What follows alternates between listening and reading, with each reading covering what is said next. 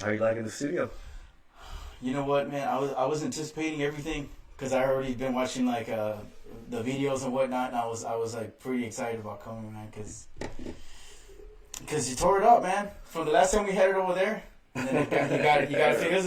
It was a little bit down, a little bit. Now you've like, upgraded, Yeah, it's and you looking got good, dude. tables. It's You got looking the good, good. man. You taking care of your guests now. I'm And you excited, still don't bro. provide beverages, but it's whatever Hey, I provide to those that want. they want. Hey, so the reason why I wanted to have you on, man, is because you told me something the last time we spoke, Right. that I thought was really powerful, Okay. and I thought it could help a lot of people, you Mm-hmm. know. And so when we talk about things I mean, this is typically a political podcast. So we talk Right. a lot about politics, Right. Right. and we like to mix it up, go to the mats, like they say, with the Yeah. different debates and talking, and that's what I like to do. I like having guests on that like to that have a political perspective, right? Mm-hmm. That either I share or that I disagree with. Right. But either way, I mean, it's always a fun conversation. I'm conversational. So I like doing that. Yeah. But when we last talked, you told me something that I thought was really was really interesting, man. You told me about how your life had changed, Yeah. right? And we talked about things like PTSD, Right. and we talked about how that relates to people all over the country, Right. right? And the way we see the spirit of the country Right. Right. going, right? And we can have this conversation. As you know, I'm not religious, Right. but you are, Yeah. right? Well, I wouldn't call it religious. I would call it having you know a what I mean. relationship. Well, you having a know what I relationship mean. with Jesus. I can almost always expect somebody of faith to always correct me when I say that. Somebody who's religious, well, I'm not religious. I have a relationship. It's a relationship, Yeah, I get it. not a religion. But yet, we can still have that conversation. We can sort of talk about it, Yeah. and we're gonna go from there. Would you mind sharing a little bit about what you told me last time? Okay. Yeah. Yeah. No, I don't mind at all, man. It's all to benefit somebody. Okay. So last time I was on the podcast, I had talked to you, and I had told you about we had been discussing PTSD. I was in the military almost 9 years, and we had discussed specifically things that I had gone through, a lot of traumas growing up, the issues growing up, issues in high school and stuff like that led to the PTSD. And in the podcast, we actually discussed PTSD and what it had done in my life. I was at loose ends at that time, man. My life was not going anywhere great. I was trying to do everything to keep my head above water. That was before I had got married as well.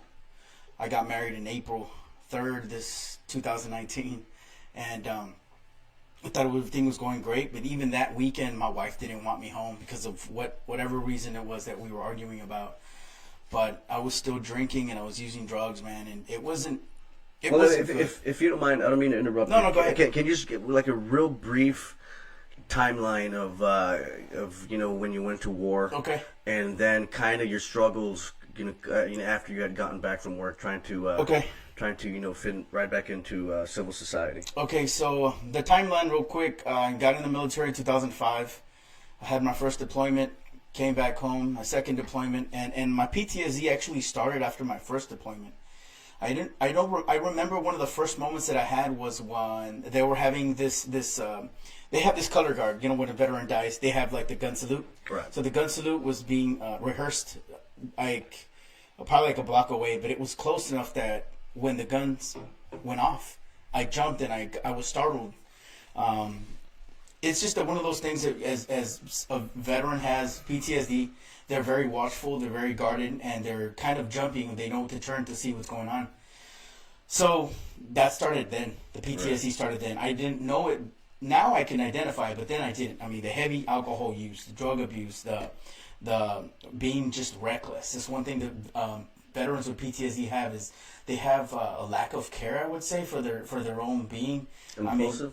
Yeah, impulsive, risk behavior, including drinking and driving, arguments, fights, just you name it. Acting like you're pretty much like in high school, still like going 100 on the weekends. So that was in 2008. I had gone stationed somewhere else. I went to Afghanistan there. I was having issues there too.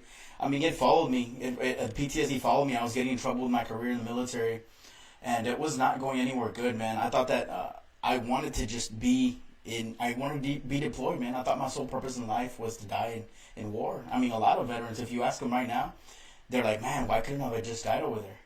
It's just a very common thing. I mean, Right. I see it now more than ever because I'm involved like in a veteran to veteran info group on Facebook, and they discuss that highly. It's just something that always comes across the page and posts. A lot of veterans that are seeking help, sometimes 2 in the morning, sometimes 4 in the morning.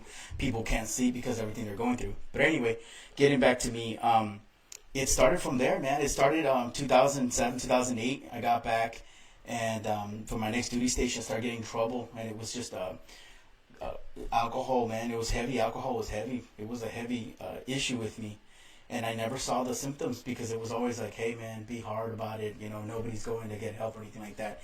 It's something that wasn't really talked about. You know what I mean? There was a stigma in the military that you got to suck it up and drive on. You know what I mean? Or embrace the suck is a good way to put it.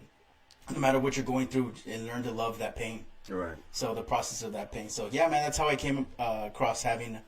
Realizing that I had PTSD when I got out in 2014, I found there was really no purpose for me because I wasn't in the military anymore.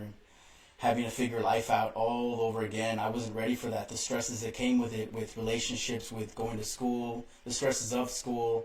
At this, in the nutshell, is the simplicity of not being needed anymore. From being an ammo NCO, from being a team leader, to not being needed, not having to report, not being needed by somebody in command, knowing that you're the guy to go to. Right. You're not needed anymore. Would it come down to feeling maybe lack of purpose? Yeah, lack of purpose, useless, man. It was just that was just useless. Especially when that's what you're used to doing, right? Yeah. What year did you get into the military right after high school? No, I didn't. It took me a little while to get in. Okay. I graduated in 2001. I think I got in 2005. Okay. So it took me a little while to get in. Excuse me. Yeah, man. So in a nutshell, the PTSD. I mean, now I see a lot of the symptoms, a lot of the things, and it never truly goes away. It can come down from up here to as low as it could possibly get. But bro, it's like this every single day. But it's a lot lower now. Yeah. Now that I recognize the symptoms, now that I pray more. So I think that's what you're talking about, where the having a relationship with Jesus really helped me center myself more. Right. So help me have that peace and that joy in my life. How do Having you? to be so jumpy all the time. Right. How do you think the country handles PTSD as a country? Like, for example, I mean, the country's gone through a huge change since, I'll give you an example, like World War II, right? Let's go back to the First World War, right? They used to call it shell shock. Shell shock. Right, and it was treated, people who, expressed symptoms Yeah. or showed symptoms of, being Yeah. shell-shocked or whatever, were basically treated like crybabies. Yeah. That's so crazy. Absolutely. Yeah, that's crazy. It's just insane to me how I mean the evolution of humanity And towards you want each to know other. what the towards funny each thing other. is too? Is like now that there's post 9/11. Right. Veterans, they help them. They have more programs for them than those World War II veterans. Like there's caregiver programs. Right. They push their disability rating. Like there's people who were on their deathbed who were in Vietnam or who had radiation exposure or were in an area where there was a lot of gases that messed with their lungs, and they're still fighting for benefits, bro. When some of us are getting out and getting it fresh, it's harder for them. They're still suffering. Yeah, bro. It's insane. Did you ever hear that story of General George Patton? Tom. He got so I mean, obviously he was a general during World War II. Well, he was forced to resign after he slapped one of his soldiers for showing symptoms of shell shock. He called him a coward, and he slapped him, and it was kept hush hush by Eisenhower, right? And eventually a reporter, I forget the reporter's name, but the reporter, he reported on it, right? Yeah. And he was forced to resign.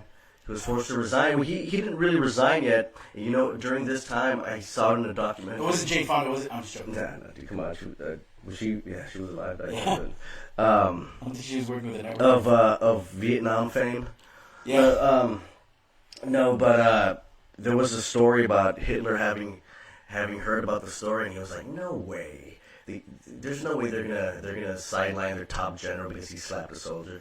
I mean, they were so used to just treating people like shit over there, you know. So go back again. Okay, so Hitler, what? So he had heard from his intelligence Really? that America had sidelined one of their top generals, right, Patton, for slapping a soldier. And they're like, that's false intelligence, man. It turns out that it was true, man. Wow. That even surprised me, man. That in that era, you know, we would sideline a general for being harsh on his soldiers. You kind of think that's the kind of culture that was in the military back then, you know. Yeah, I think it's a mixture of. I know that when I was growing up and I was in high school, roughly, right at the 9th grade, I had started expressing feelings about joining the military, and I had a friend who was real, not political, but in a sense, yes. She was saying, no, she's like, all they do is they get brainwashed. Well, it's not really a brainwash, but yes, it is. It's a build-up of mindset that you have to get the job done no matter what, and you have to put yourself to the side. So you have to jump to that role immediately. But at the same time, it numbs up your sensitivity. Right. And as men, obviously, we're taught that, you know, you got to be tough and you got to work hard, you got to take care of your woman, and that's what it is to be a man in society nowadays. Yeah. So, with that being said, I was like, oh yeah, well, it's not that bad. I mean, it's like that. It's still like that in the military. You're not supposed to go if you have a real bad cold. You can have walking pneumonia, and you can't say anything about it, man. It's hard for people. What they call it is get a paper trail. While they're in the military, it's a paper trail in the military. When you get out, is important, and it's crucial because it shows them where you've really had injuries, or their work-related injuries because of the military. You got injured, and so it shows that paper trail that, hey, this is what I'm claiming for my disability. I was injured in the military, and it has that. And a lot of people, they were too, I would say, kind of stubborn, and they fell into the culture in the military to just not say anything, to just suck it up and drive on. Torn ACLs, rolled ankles. I mean, stuff that aggravated itself with time. Injuries that just were being repetitious. Blown shoulders that were continuously, lower backs that are in pain. I mean, my lower back hurts, bro, and I mean, I was in like almost 9 years. My lower back hurts. I try to stretch. I try to do what I can. As far as the therapeutic goes, it's rolling. Sometimes I use cuffs and EMS, and it's still rough, bro. Damaged goods. Yeah, it's damaged goods, bro. I mean, but this is a moment I can suck it up and drive off. It's just hard though. Some days you're just like, it gets you, man, because you want to be enjoying life, and you're still injured. But thank God that I did say something when I was injured, bro. When I was injured, I did have medics look at it when we were deployed, massaging it or trying to get the, what is it called, pressure point therapy. Okay. But anyway, getting back to shell shock, man. I love that you brought that up, dude, because there's a picture that I had seen probably 2 years ago of shell shock. And there was a guy hugging his knees, just looking at the camera, like smiling. Oh yeah, I've seen some creepy, Yeah. creepy. You know what I was seeing earlier, preparing for the podcast. Dude, I was watching old World War II videos of soldiers who were shell shocked, and I guess they were trying to document their behavior, right? Okay. And they were seeing what worked as far as treatment goes and what didn't work, right? And they would try something one day, they'll try something else the next day, and they were actually, recording their the way they would behave, man. And it was so the way they would behave, man. It was just so it didn't make any sense. The reactions were off. The reactions to their environment were off. The reactions to conversations were off. Did it make sense to you? It didn't make sense to anybody. It didn't make sense in the context of being in conversation. You know what I mean? It makes sense knowing that they're going through that. Yeah.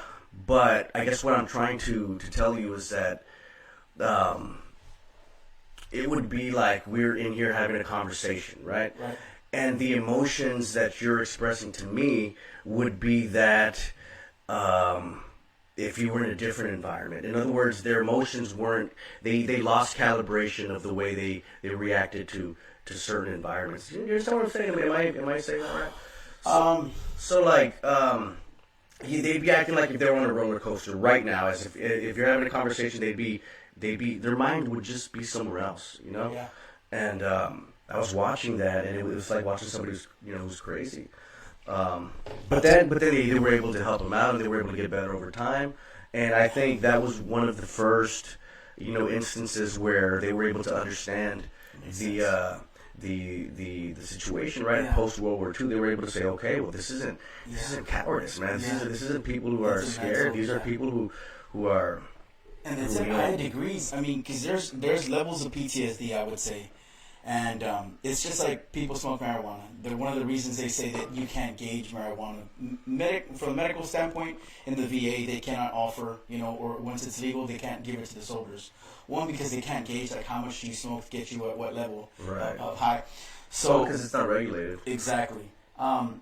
Okay, so think about shell shock. Shell shock. I mean, these guys were getting blown up, like buddy shooting, getting blown up right there, watching the ligaments come out. They have to pack their buddies up. And it's constant, bro. They weren't able to just get up and go back. It was constant, back and forth. So their level of trauma was really high, man. Like, really, really high. Like, really high. Ours, you know what, man? Like, I'll tell you the truth. I'll put it to you this way. I don't like hearing stories from Iraq or Afghanistan. I think they're not important to listen to. I don't like them. Anything past my wars, my time in war, I really like to hear. Because it's stuff that I didn't experience. It's stuff that at one point it was way worse. We fought different. We didn't fight.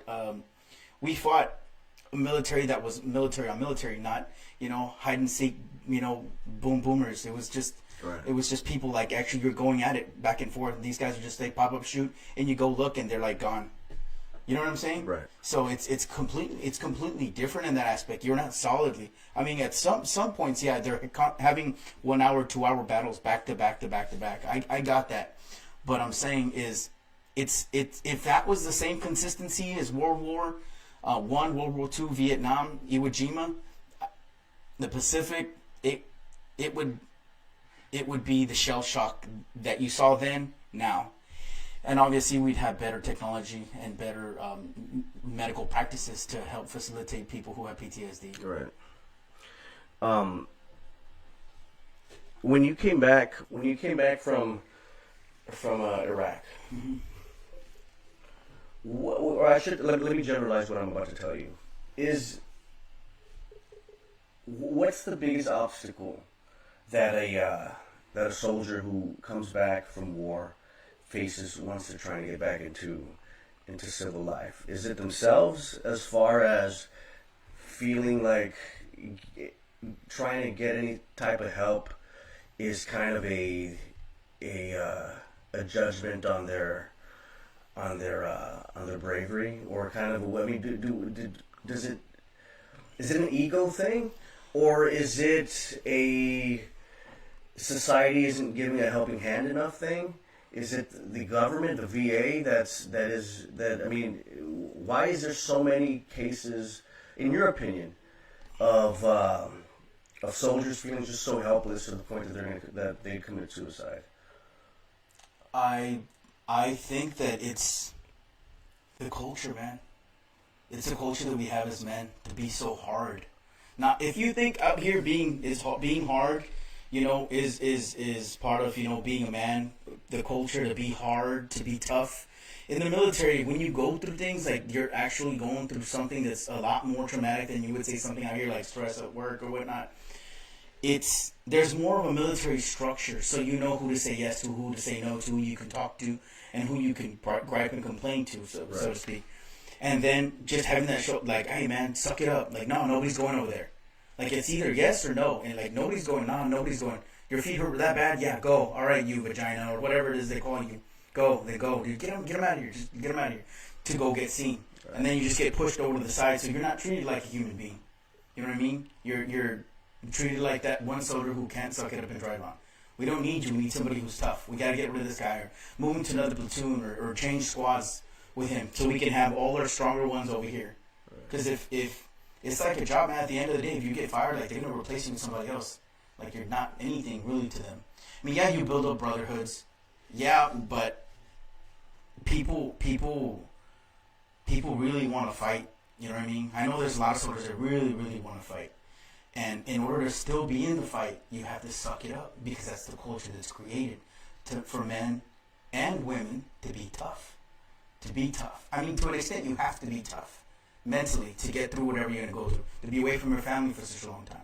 To hear bad news, breakups, having babies while you're gone, and it hurts you because you can't be there. You understand what I'm saying? Or either your mom's getting sick or somebody in your family's getting sick and you can't be there because of a mission essential, task, and something they need you.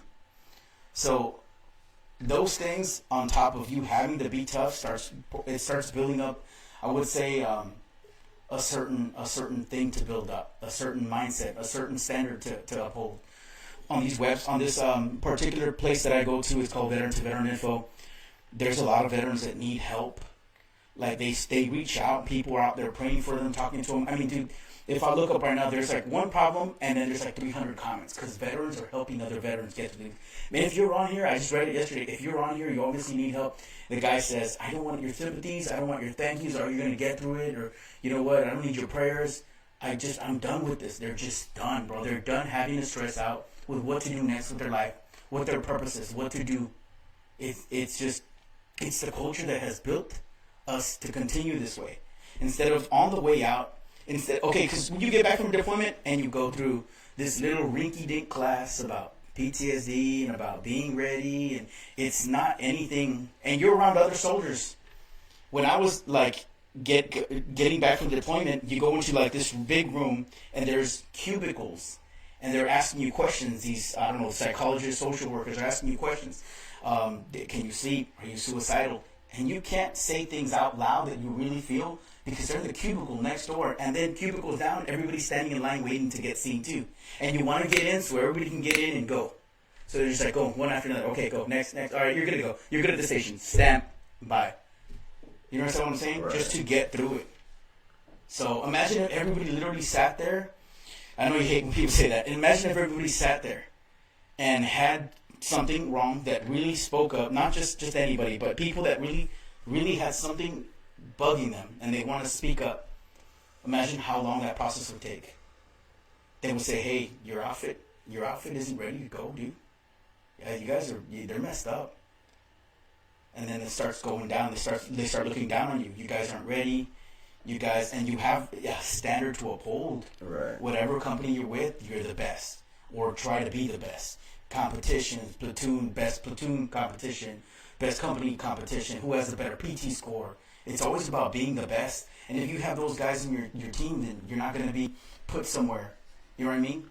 You're not going to be put somewhere of eliteness, if you will. Yeah.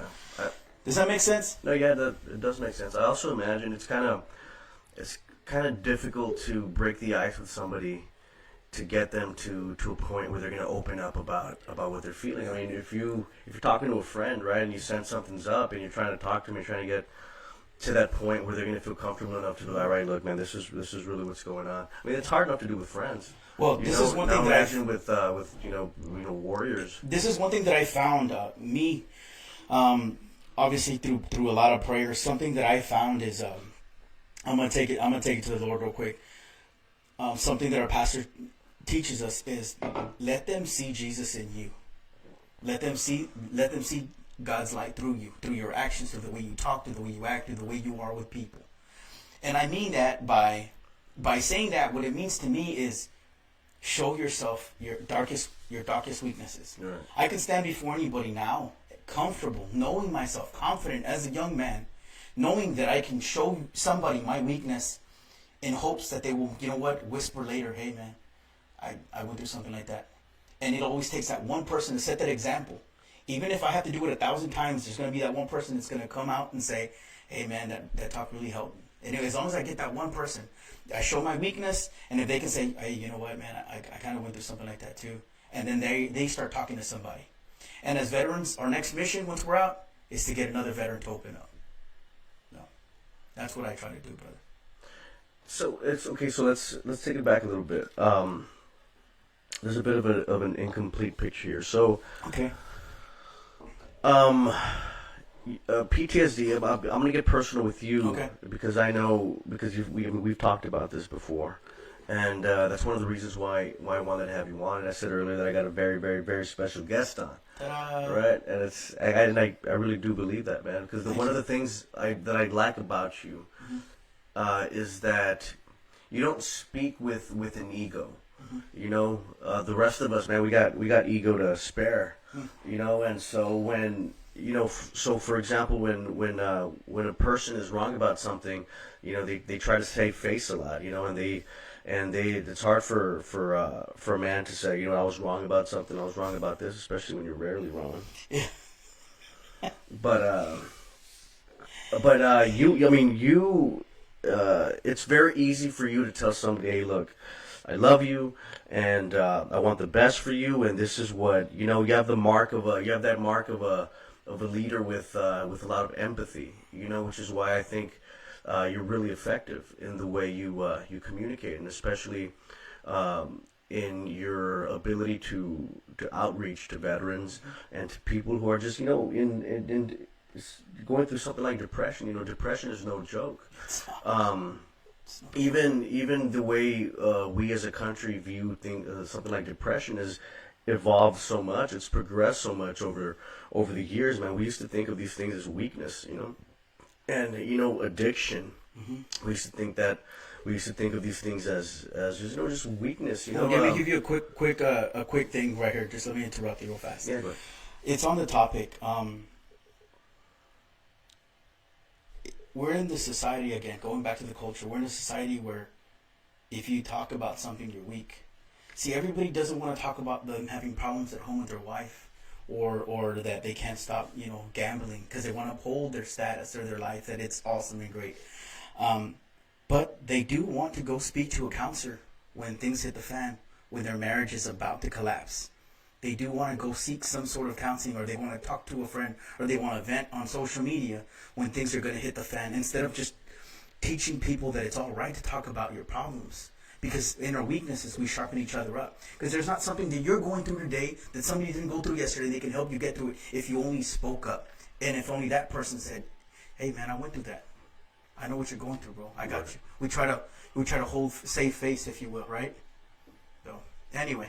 No, you're absolutely right. I mean, that's kind of why I've always said about something like reading, right? I stress to a lot of people why, well, at least why I read so much, right?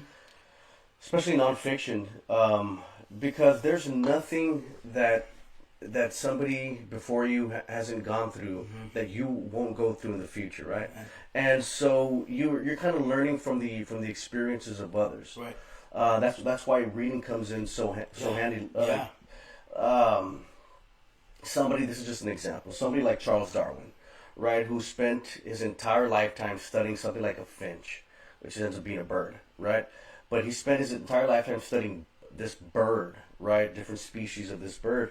He writes a book about it that took an entire lifetime of knowledge to write, right? You can pick up that book and learn in 2 days what it took one man an entire lifetime to learn, right? That's why I tell, I tell everybody that I talk to, man, you gotta read, you gotta read, you gotta read, you gotta sharpen your tool chest, man. You gotta add to your tool chest, you know. Yeah, absolutely. And so it's the same thing with what we're talking about, you know, with things like depression and things like that people go through and seemingly now are going through more than ever. Yeah. Right? In a time where, you know, where our lifespans are increasing, during a time where technology it's when we've never been at a point like this before, at a time where medicine is advanced to the point that it has, to the time where, I mean, all of us, we're walking around with a phone with anything that you want to know. All you gotta do is just set your fingertips, you know. That's right. And yet we're lacking a feeling of purpose, right? We're lacking a feeling of you know, we're not motivated to go forward in life, man. And I'm saying this as somebody who's observing, the opioid crisis, for example, that's happening in Middle America, right? And there's so many things, so many tentacles that are kind of locked into these different afflictions, right? That are going on, right? So there is, I mean, in my opinion, I do see some kind of a lack of purpose in the American spirit, and these are just different forms of PTSD, depression. Yeah. It feels like people are just walking around with a lack of a purpose. And you told me last time when we talked that was you for many years. After you came back from war, that you just didn't feel like you had a purpose anymore. Like your purpose was to die in Iraq, right? And you told me about an experience that you had in Iraq. And when you got back, you told me that you felt like you should have died in Iraq. That's right. Right? And so, I mean, I think to myself, well, how difficult, if that's the way you're looking at life, and you felt like your purpose has already come and gone. Yeah. I mean, how difficult is it going to be to be in a healthy marriage? How difficult is it going to be to have healthy relationships with people, to hold a job, and if you can't do the basics, the emotional basics, and how is somebody expected to live, to go on and live and be a functional member of society, man? So I guess what I want to know is how were you able to shed that, man? What was that PTSD like when you were going through it? And how did you slowly start to... So now you can fast forward back to where you were at the beginning. Okay. When you were talking about how you were in alcohol and Gotcha. you were deep into that. Well, man, I mean, like I said, I had started drinking back then. It was just a huge part of my life, seeing my father drink, my stepfather drink, my brother drink, people around me always drinking. And it's, again, who I put myself around with because it's what I knew. So it was tough because during my marriage, I mean, I'm married now. I got 2 stepkids, but I've been married before. And that was while I was in the military. Man, I destroyed those marriages really good, bro. I did a good job with that. Past relationships, I couldn't hold relationships very well. I believe it all has to do with a lot of, me growing up and a lot of my PTSD. Now I would say I'm more of accountable for my actions, and I have a lot more control over my attitude, my disciplines, about things that I need to do on a day-to-day basis. And I was telling you last time I was here that I had been going to church, and I had been going to church for like a year before this incident happened. And before I started going to church, I was just like, going to church, praising God, and I would just go home and I would just do the same thing all over again. I was back to, doing drugs and drinking on the weekends. It wasn't something that was good. I knew that something was coming that was going to split me from my family again. I didn't know what it was, but I was still waiting for that window to be there so I could be like, okay, I'm done. I knew it. That's what I was heading for. So, in May, I had stopped going to a certain church and started having church at home. And in May, I started praying one day, and I started hearing, I think it happened like 2 or 3 times where I heard the voice of God say, "You're stopping the blessings that I have for your family, for you and your family." And I was kind of like backtaking. I was like, wait, what? I didn't know if it was me, my own thought, or what it was. And I remember telling my wife, "Hey, I feel like God just told me that I'm stopping the blessings. I feel like I'm stopping the blessings that I have for us." And it started eating up at me, like really bad, like really, really bad, man. I mean, this was like me spiraling out of control. Again, like I told you, I got married in April 2019. That same weekend, my wife didn't want me to stay at home. So going to marrying the person you think is the love of your life to her not wanting you home, I think it's best that you go stay at your mom's this weekend. It tore me up, but I've never been that person to say, "Oh, if I can't have you, nobody can," like in the valley, right? So I said, "You know what? If that's what you want, I'll leave you alone."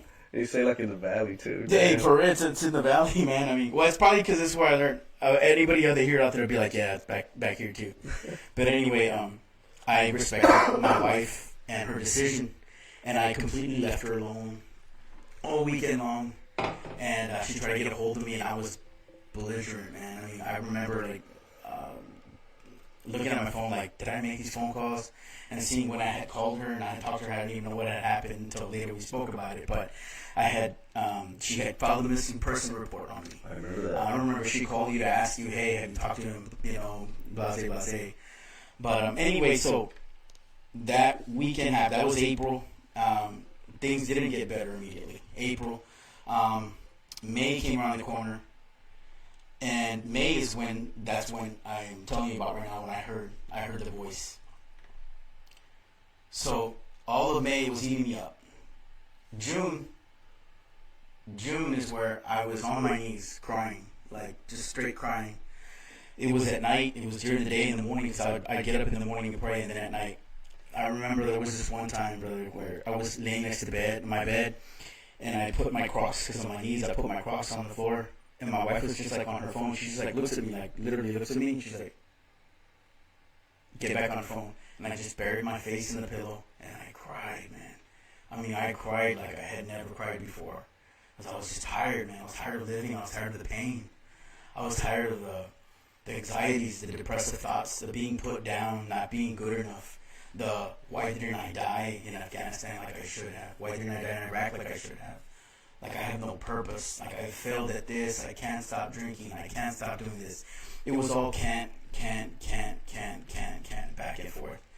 So that's what happened all of June, bro. I remember, and I said, okay, Luis, if you're gonna be drinking, I had my days that I would drink, and I said, if you're gonna be drinking, you're gonna get up, and you're gonna pray anyway. You're gonna get up at 8 in the morning, and I go to sleep like at 2 or 3 in the morning, so I'm like, they're all faced. So this one particular July. 2019, this one particular day in July, but I think it was like the 7th or the 12th, and I was getting up out of my son's bed because my wife didn't want me in the bed with her because I stuck up the whole room with alcohol, just my breath and me snoring. So I got up, I washed my face, and I started walking into the living room, and I started like almost like tiptoeing, like because it was a smaller area than the house we're in right now, and I was like walking, and I put the TV on, and I put on some worship music, and I'm there.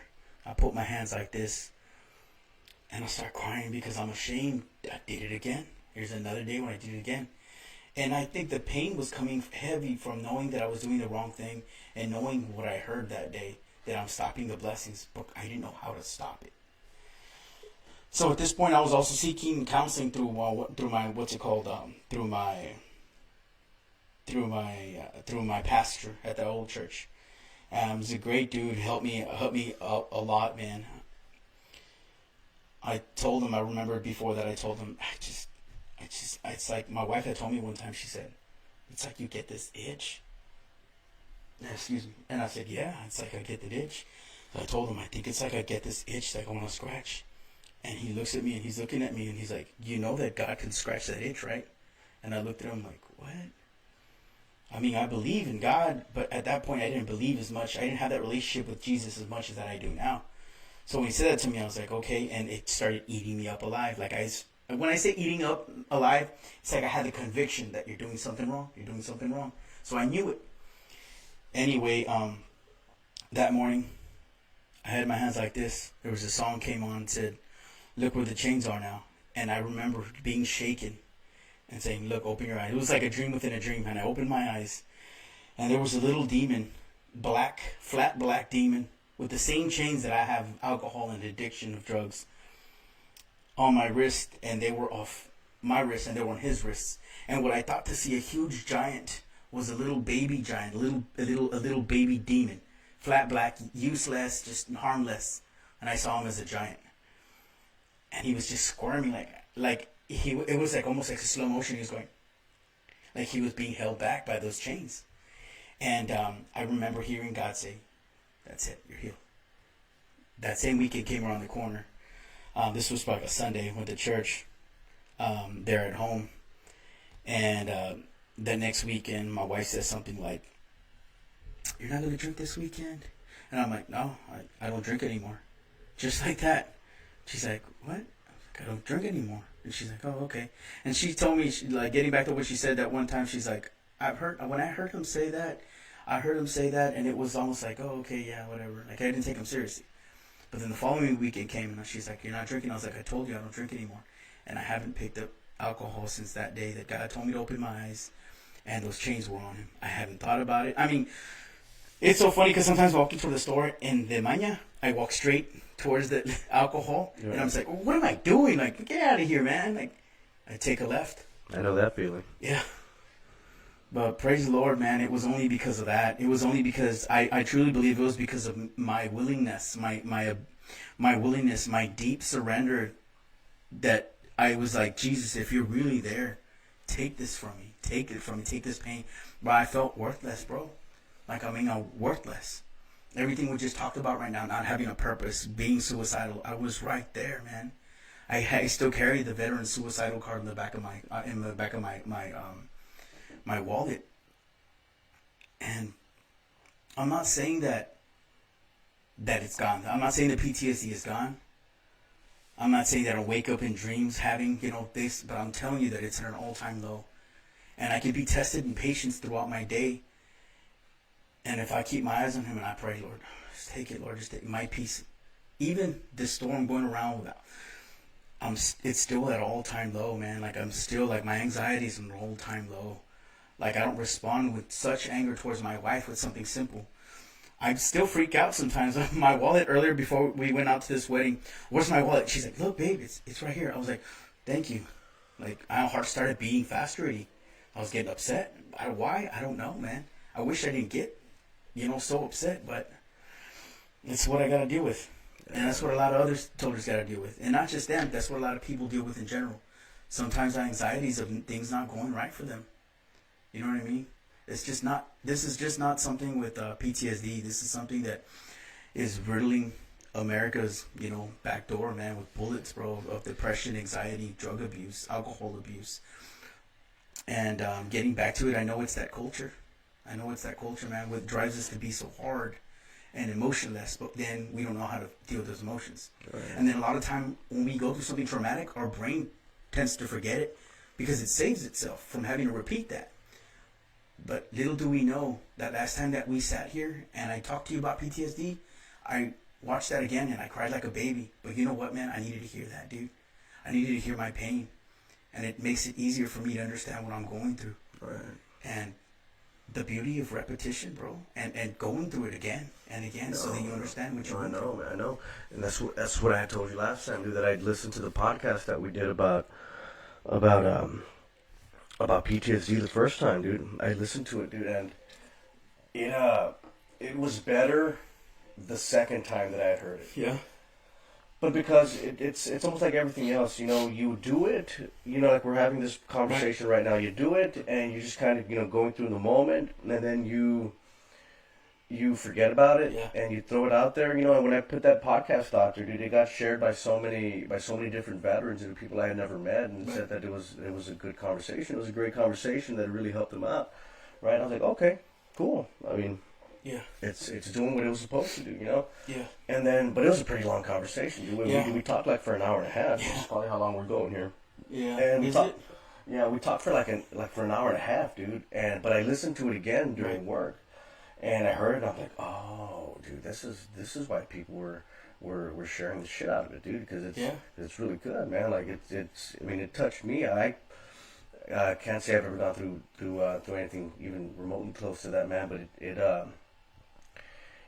touched me, man, because just the conversation itself was so genuine and was so raw, dude, and you laid everything out, man. You have to be vulnerable, man. Sometimes you got to be vulnerable. You bared your soul in that one, dude, and that's why I told you, man. It'd be good, man, to once the studio is up and running, to just have a conversation about this again, dude, because more people are starting to tune in and are starting to listen to it, and I think it could really help a lot of people. There's veterans on my friends list, man, and that are gonna watch this, and I hope seeing you just come out with it and say, you know what, yeah, dude, we have it. I mean, I have it. Yeah. It's nothing to be ashamed about. It doesn't make you any less of a man. Yeah. Because you're going through it. It doesn't make you any less of a man, because if you reach out to somebody, because you need help, it doesn't make you any less of a man. Especially after you serve your country, and after you do that to your mind, after you put your your soul out there. You put it on the line, and you scarred so much. Yeah. To come back and to just be expected to mesh right back into anxiety. I mean, it's just not gonna happen, and you shouldn't be so hard on yourself when it doesn't. You know, So I mean, I've told you this before, but I really do appreciate the time that you've dedicated to this, dude. And I know you're doing help now with veterans. Mm-hmm. And just to jump into something else similar, dude, because I had seen. Remember I told you last time that I had seen the Fresh Prince of of Bel Air, the father scene. That's very good. Say it. Go through it real quick. Well, let me see if I can pull it up.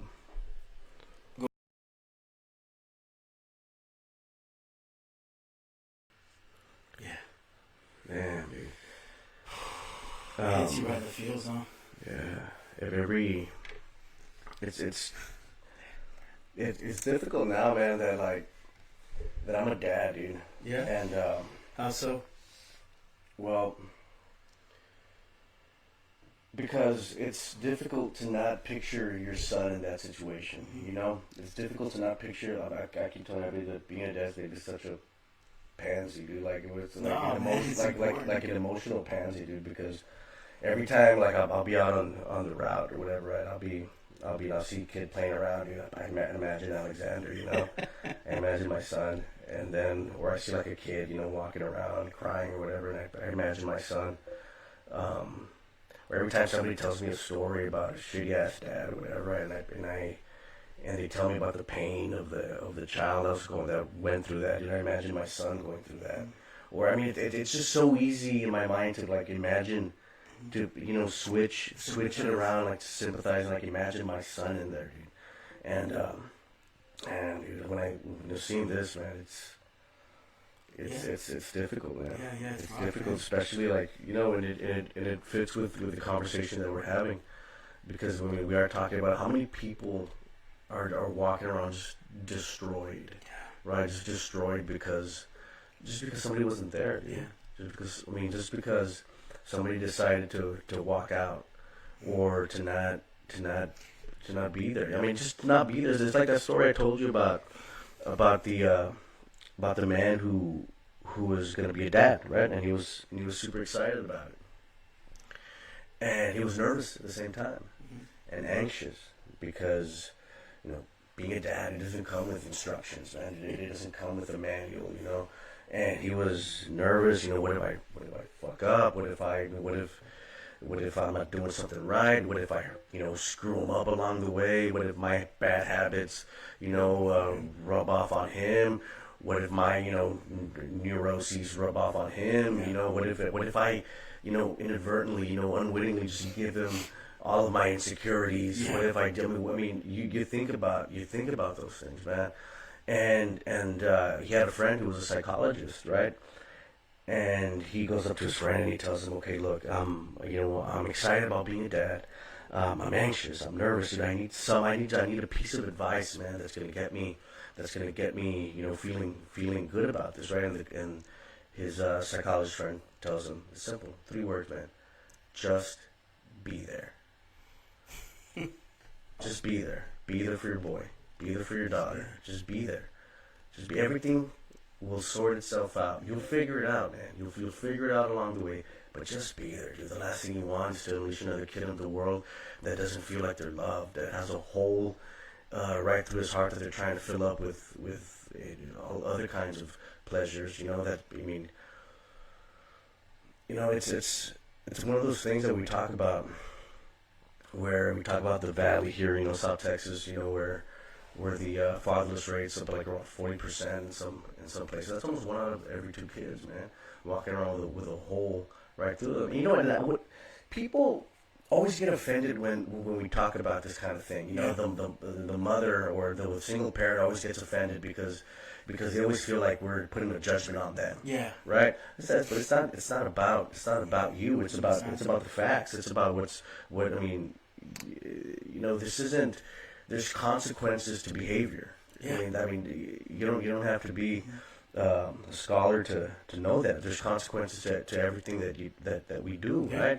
And when being a parent is some of the most consequential things, and we really have to re-examine the value of being good people to our little people, man. And just like I said, just being there, you know.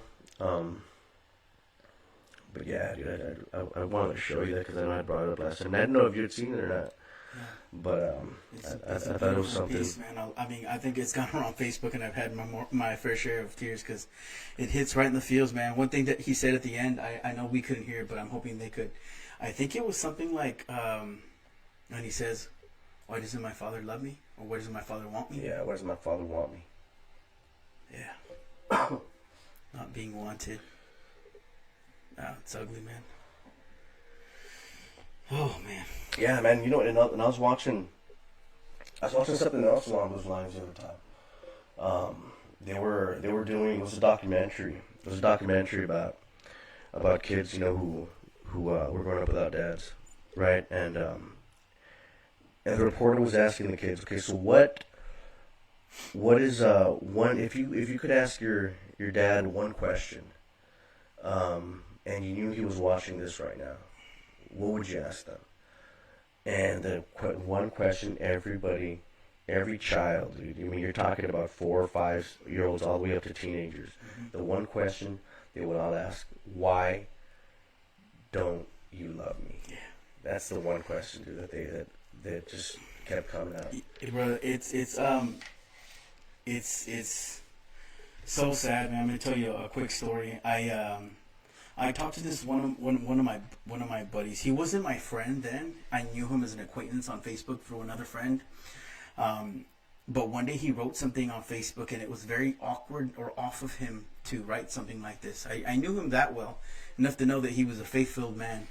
But everybody, has their moments. Unfortunately, he had his moment while I was around. So I wrote him. I said, "Hey, man, you said to get in your quiet spot and spend time with the Lord."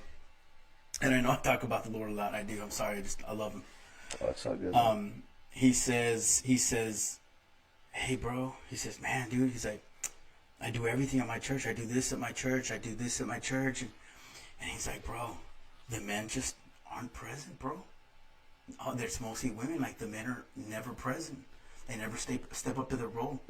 And not just at church, but come think about it. Men don't like to step up to the role at all, man. I know we're selfish. In general, we're just selfish people. It's just this is the way we are. I want to go home and sleep, or I don't want to get up and shut the lights off, or I don't want to get the baby, you get the baby. You know what I mean? But being married means serving your spouse. I mean, you're supposed to be married when you have kids in general. You know what I mean? But being a husband means serving your spouse, bro. Doing everything that makes them happy, and that in turn shows them the example of serving them in return. You know what I'm saying? And being present, man. A lot of times, men, we discussed this the last time too, they want to get out and go to the long distance jobs and positions, and lack the presence in their home to give their kids everything they didn't have, right, including a relationship with their father.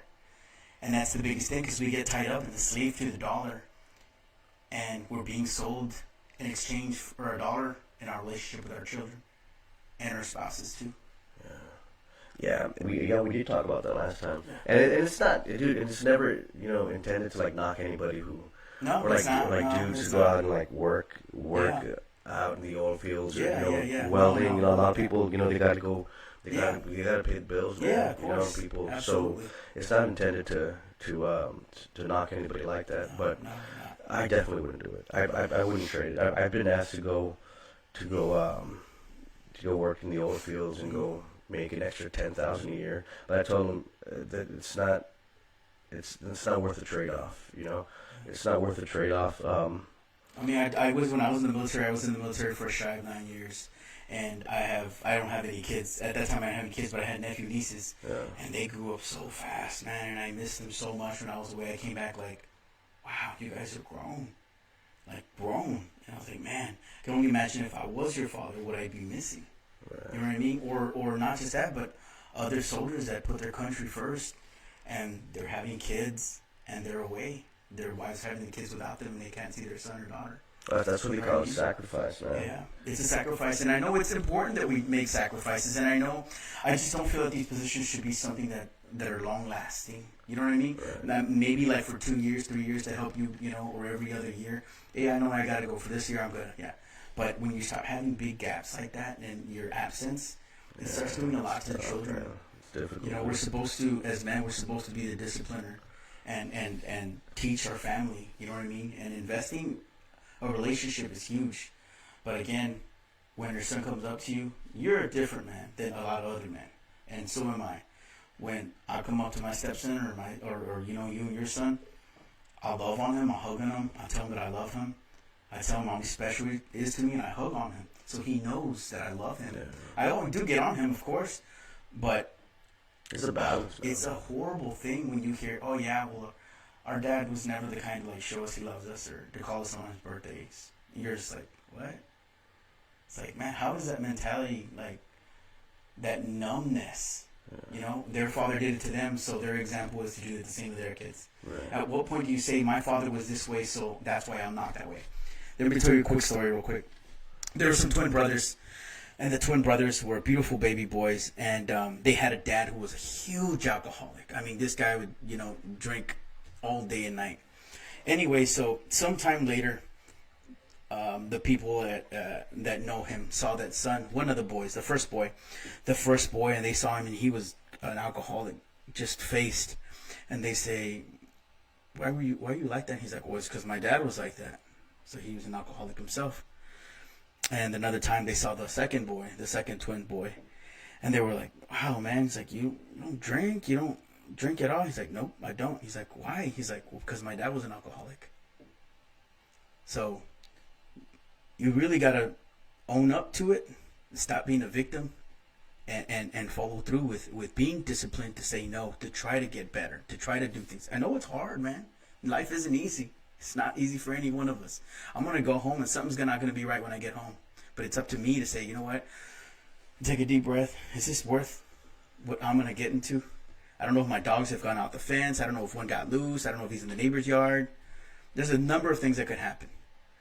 You know what I mean? And as men, what I am saying is we have to start being present and more accountable and responsible for ourselves and our families.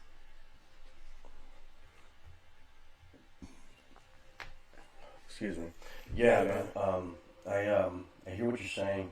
I'm super affectionate with my sons. It's good, man. Yeah, You should be. Sometimes as men, you kind of wonder, man, am I being overly affectionate? Mm-hmm. Am I softening them up too Mm-hmm. much? And then I think to myself, look, man, my boy's 4 years old. I'm gonna have him as a boy, innocent little boy. I'm hoping for before the public school gets a hold of him, Mm-hmm. I'm hoping another 3-4 years. Give me a kiss. No, Dad, drop me off Yeah, there. but that's going to come soon. Yeah. Man. So before that does happen, man, I'm going to love on him as much as I can. I'm going to carry him around as much as I can, and any perceived consequences that I might have of that, of being overly affectionate, is nothing compared to the opposite, man, which is being cold and being Cold-blooded. just being not there, But I'm really glad you were able to come on, Dan. Thank you, brother. I really appreciate your having me. And I just everything's always real with you, bro. I'm glad you come. You lay it on the table. I wish more people were like that. I appreciate you, man. So we'll have you back on here pretty soon, all right? Yes, sir. Mr. Louie Lou, ladies and gentlemen. Thank you, brother. Thank you very much. I See love you, it man. because